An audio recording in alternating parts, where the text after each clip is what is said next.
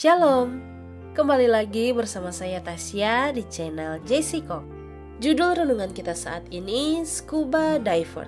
Pembacaan kita terdapat dalam Yohanes 17 ayat 14 sampai dengan ayatnya yang ke-16.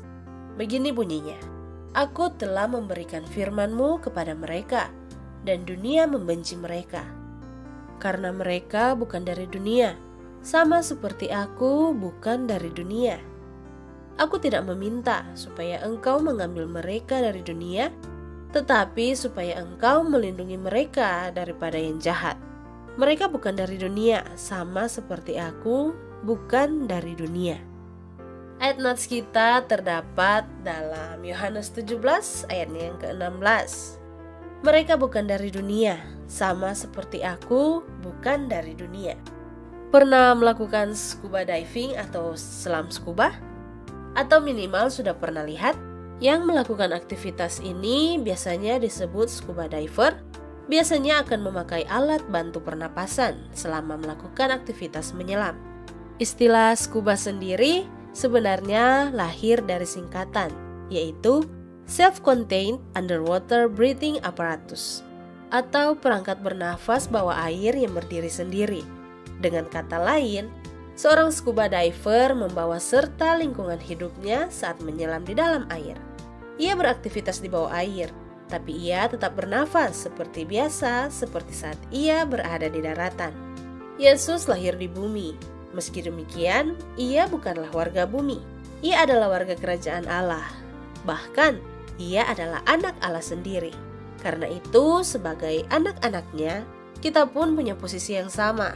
Secara fisik, kita memang dilahirkan di bumi, tetapi sebenarnya kita adalah warga kerajaan Allah. Prinsipnya sama seperti menyelam di dalam air dengan menggunakan set scuba. Kita berada di dunia ini, tapi kita membawa perlengkapan bernafas kita dari kerajaan surga. Kita hidup di bumi, tapi pikiran, perkataan, dan tingkah laku kita harus selaras dengan cara hidup kita di kerajaan surga. Meski begitu, seorang scuba diver tidak bisa terus-terusan hidup di dalam air. Meski ia membawa alat pernafasan, tapi itu ada masanya. Oksigen di dalam tangkinya lama-lama akan habis, dan mau tidak mau, ia harus naik ke permukaan untuk menggantinya dengan tangki oksigen yang baru. Begitu juga halnya dengan kita.